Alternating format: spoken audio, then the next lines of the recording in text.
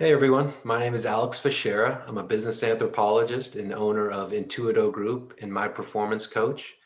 We're an organizational and human capital management company that helps companies invest in what matters most to those that matter most.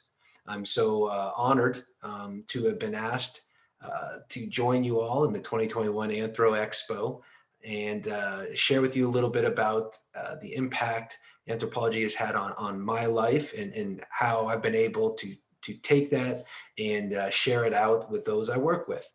I just want to quickly say thank you to the college, the department, Dr. Henry, and all the faculty there for the education they bestowed upon me and the impact they continue to have this day in my life.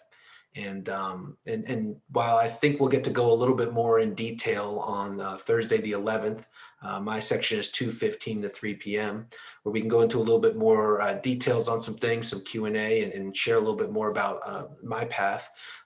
For this video segment, I'd like to walk through my visual poster and give you sort of a high level understanding of the work that I do and how anthropology plays into that. Thank you all for attending. I'm so happy you've chosen anthropology as your degree path. I know it'll be beyond useful to you.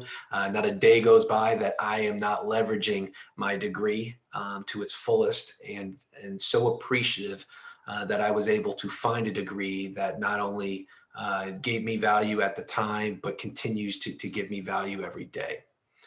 So I'm going to walk through the poster here. I wanted to set it up and really talk about sort of what our mission is at our company, who we work with, what kind of work we do, and how we do it. And hopefully, through all that, I can really illustrate a lot of the discipline itself and how it plays out. And I've been very fortunate to work with a lot of great people and a lot of great organizations and have a lot of great roles. And traditionally, business anthropology is very much aligned with understanding clients, customers, consumers, what sort of patterns, behaviors do they have, purchasing behaviors, and how do they value things, what that value looks like. And while I've been able to leverage some of that, my role in organization, we sort of work more on the internal customer, the people within the organization. There's also that customer, the vision that needs to be shared, influence that needs to be spread, selling that vision, selling the understanding that needs to come on an internal sense. And so a lot of our company is brought into organizations to work on the internal side of understanding their culture. And sort of our mission is to connect within that organization's culture, connect the people, the purpose, and the performance. So when we talk about people, today's organization and business, it's moving so rapidly, but there's so many different people within it. It's so much diversity, so many different dynamics, team dynamics. There's so many different experiences and backgrounds that are all languages that are all coming together. And it's important for us to help the company understand itself from a high level. What does that entity look like, and what are its values, but then also the individual as well. What does the individual look like? What sort of behaviors do they have? Do they know those that they work with? And so we really sort of want to understand, a lot of times it's both the macro and the micro of the business and the organization. When we talk about purpose, we talk about the identification and the understanding and communication of things like shared values and purpose and roles and responsibilities. What's the vision look like? What are the expectations for each person? And we want to sync those up because they play out at different roles within the organization too, at different levels. And when we speak about the who a little bit more, we'll get into that. But we also want to help individuals connect with something they're passionate about. We understand that retention is something all companies are looking for. And if somebody doesn't feel connected to their work, or they don't feel that their role has value, it's very hard to keep them there and keep them engaged in what's going on. And so we want to make sure that we understand, again, the organization's purpose, what's it there to do, but also everybody's role. And we help connect them and help them understand their role, and help others understand the value of their team member or their colleague's role, and sort of working together in that sort of connectedness, in that such way. And then we want to connect it last to performance. We want to make sure that all that work and all that understanding is moving in the direction that has been set. The goals that have been set, the growth that they want to achieve, and helping them understand how do we know when we're there? How do we measure when we're getting close? How do we know that we're being valued by our customers? Both individually, understanding the performance individually, but then the company's performance as a whole. What areas do we need to develop? And so that's our mission, is to help connect those three pieces within an organization. So who do we work with? We work with, and not all companies and organizations are the same. Far from it. No two are really like. It's interesting. Each one has their own culture. But within that company culture that's created, there are these subcultures. There are these sort of divisions, and some are more flat organizations. Some are more hierarchical. But the three I've laid out here, the C-suite, middle managers, and frontline employees, are sort of the stock standardization of these larger groups and entities. But they're very different within each other. I mean, they really have their own personality, their own characteristics. They have their own set of experiences, their own set of values and roles and tasks that they have to accomplish. Yet somehow they all have to coordinate and communicate with each other at the same time. Your C-suite is your high level. These are your strategic thinkers. These are the ones that are separating themselves, looking at high level, looking at multiple parts and pieces, and trying to really lay out a path, a vision for everybody.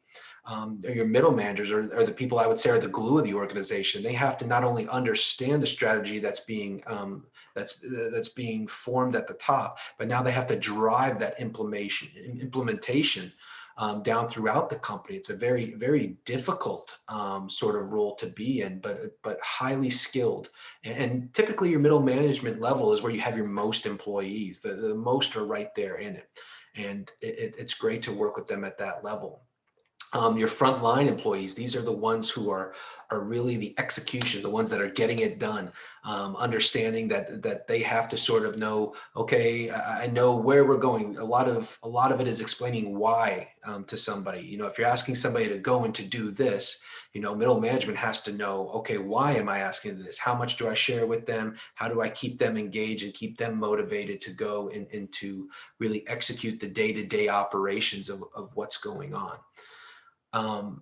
So that's sort of the who we work with. Anybody within the organization, we work with them and work with how do they work alongside each other in the same sort of coordination. Now, what we do with them, this is again one of those instances where it's a lot of macro and micro. The 5 different areas of what we touch on, I'll speak at sort of the organizational side of it, but at each level, these 5 play out sort of in their own sort of silo and subculture as well. But it really kind of plays off of each other, starting up with strategy and kind of working around clockwise. That the strategy is about that North Star across the organization, finding that shared vision or that shared purpose and laying it out there. What's the expectations? What are our values? What's the cultural tone that wants to be set at that high level? What sort of resources are we going to have to allocate? And then what sort of actionable strategic guidance are we going to have on those that are going to have to implement and execute those sorts of tasks? So we help them set a strategy, a lot of strategic planning, understanding SWOT analysis, strengths, weaknesses, opportunities, and threats, and really help getting that right from the start. Because once we get that right, then we can go ahead and start to look at the structure. Like, okay, we understand what kind of building we want to create. Now we got to understand sort of how many rooms, how tall do we want to go with this thing, how wide is the foundation. So the structure is this network of empowered teams. What's our organization going to look like? Is it going to look multi-tiered? Is it going to look flat? What kind of roles are we going to need? How many people are we going to need?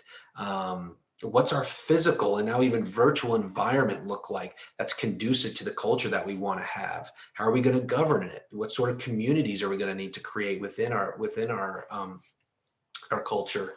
And so we help look at the sort of structure that's going to need to be put in place. Once we understand structure, then we got to look at process. We then work through what processes are already in place, what processes are obsolete, which ones need to be upgraded, which processes need to be standardized, which sort of performance metrics need to be in place. How do we interject continuous learning while we're still trying to operate and keep things flowing?